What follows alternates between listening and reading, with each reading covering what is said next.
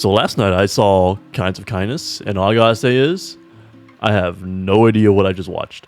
Even after sitting with my thoughts for almost a whole day, I'm still struggling to articulate what I feel and what I think, because this was quite something to take in.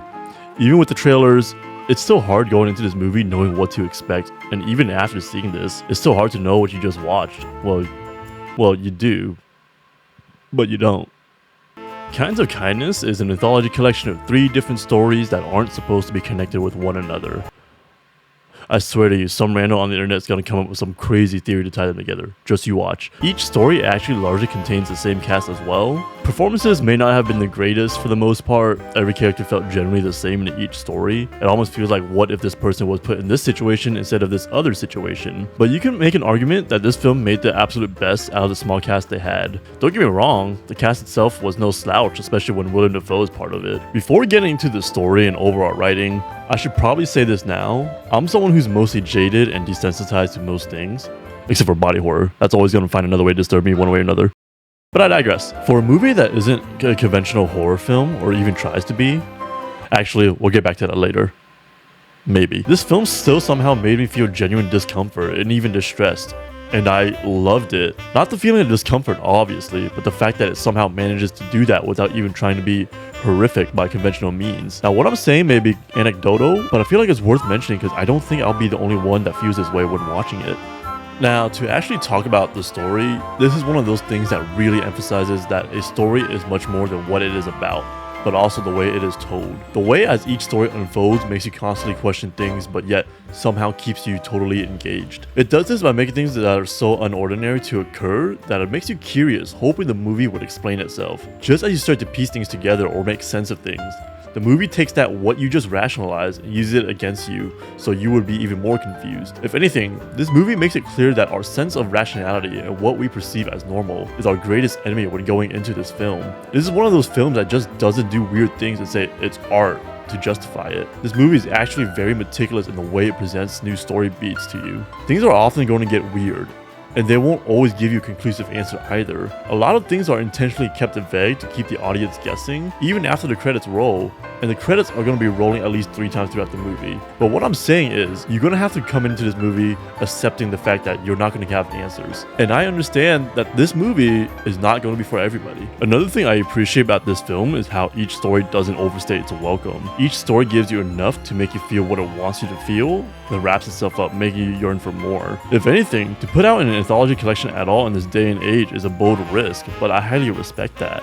There's no need to stretch out each story into their own featured film. Each story knows what it wants to be and tries to be and sticks to it. Now, I'm sure if they're stretched out to be full feature length, I'm sure they would have been fine.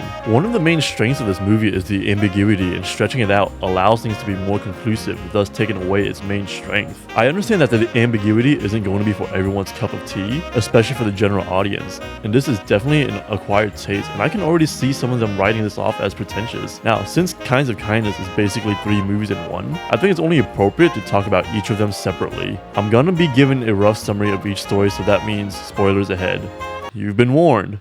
Spoilers ahead. So the first story is called The Death of RMF. And I gotta say, this story was probably what made me the most uncomfortable, and it all comes down to the character of Raymond, portrayed by Willem Dafoe. The story actually revolves around Jesse Plemons' character, Robert, and the horror device in this story is how completely out of control his life is. As the story unravels itself, it is revealed how much autonomy Raymond actually has over Robert. From every little thing from Robert's job, to when he has to eat and what to eat, to what book he should be reading at a certain hour and when he and his wife needs to get intimate. Raymond may seem like a nice and genuine person up front with how he's an incredible gift giver to Robert, but it's only so he can use it to bend Robert to his will. And the craziest part is we never find out Raymond's motive behind anything at all. When Robert refuses Raymond for the first time ever, he loses just about everything. He loses his job, his wife suddenly goes missing, and even when trying to auction highly valuable possessions, he's not able to make much from it. Even when he tries to reach out to Raymond, he seems to always be out of reach. Even once Robert gets in touch with him, Raymond just simply pushes him to the side, and at this point, if it isn't made clear already, but the general theme in this story is how people use kindness to create a toxic and controlling power dynamic, kinda lends further to the title of the film. kinds of kindness. Usually at this point, in most movies or even stories, our main character finds a way to rediscover themselves and reclaim control over their own lives, which is why it is so terrifying. As soon as Robert finds out he's being replaced by Emma Stone's character, Rita, he immediately does a 180. He finally fulfills Raymond's wish that he originally refused, except in tenfold. When Raymond accepts him back, turns out Raymond knew this would happen all along, seemingly implying this was all part of his plan, further demonstrating the amount of control Raymond has over Robert. Then that's literally how the story ends. As soon as the story wrapped up, my jaw was completely dropped. I was unable to accept what I just saw, because not only does it raise so many more questions, it kind of makes you afraid of what the answers may be. I came into this movie not knowing what to expect, so when the story came to an end, I knew exactly what I was in for, and the next story would only kick things up a notch. Next, we have RMF Flying. This follows a police officer, Daniel, once again played by Jesse Plemons, whose wife, Liz, played by Emma Stone, is found after being stranded and is returned home to him. But he suspects her to not be the same Liz he knows. Now, this story is literally gaslighting the movie, and it does it so masterfully. This is probably the most complex story of the three in this anthology. The twists and turns the story takes to manipulate and confuse the audience is done so masterfully. As we start to rationalize the events that are unfolding, the writing would gaslight us otherwise, making us put our own rationality into question. The scene that plays out would tell us one thing, but then we'll see the characters in the scene later recount it very differently, thus making us put everything into question. By the end of the story, the answers only create even more questions on top of that. Sometimes low-budget artsy films like to do weird shit to be abstract for the sake of art, but that actually can't be said in Kinds of Kindness. All the weird things that happen are actually justified and add to the story. This second entry in this anthology purposely takes our rationality and turns it on its head, making us question if we're the crazy ones, and poor Liz in the story is the victim. But wait, is it actually Daniel that's the victim? Or who is it that's actually crazy in this story? And who's actually telling the truth? Who's actually lying to the audience? And then further questioning, whose perspective is this story actually in?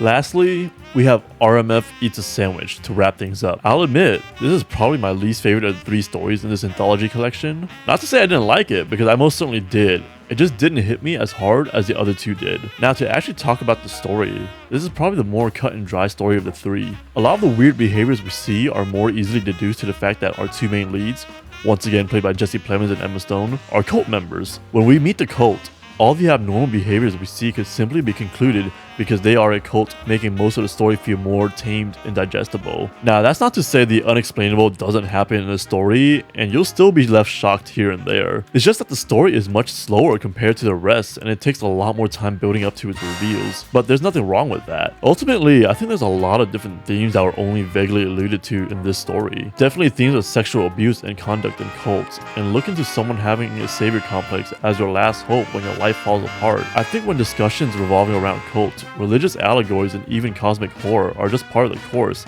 and this story is no different. I know I don't have much to critique when it comes to this segment, that's my bad. I was sort of winded by the first two stories, so I was a bit checked out. I will say if I can only pick one of these stories to rewatch, it'd be this one, because I like to have a deeper comprehension of it. So to conclude things, I do suggest you do go see Kinds of Kindness, but don't expect this to be one of your conventional movies, because then you'll just set yourself up for disappointment. From what I was told, most of the director Yorgos Lanthimos' work in general are all in a similar vein like this. Me personally, sign me up. Whenever I get around to them though, that's a different conversation. Who knows when I ever get around to them. So my ADHD decided to get fixated on reviews of what people have to say about this movie, and as someone who likes this movie, I can't help but to heavily agree with most of the negative reviews. Now, that's not to say that all of them were onto something. Some of them were just emotional outbursts, admittedly, but for the most part, I totally get it. Even the emotional outbursts. This movie is not going to be for everyone, especially for the general audience. I still suggest seeing this movie to expand your horizons in the world of cinema. However, I also understand and must warn people now that this film touches up on a lot of sensitive topics, and I can also totally understand if you refrain from seeing this. Sensitive topic touches up on things such as sexual assault, domestic abuse, and other things along the lines of it. If you can swallow through it and have the time for it, then by all means, I think you should see this movie.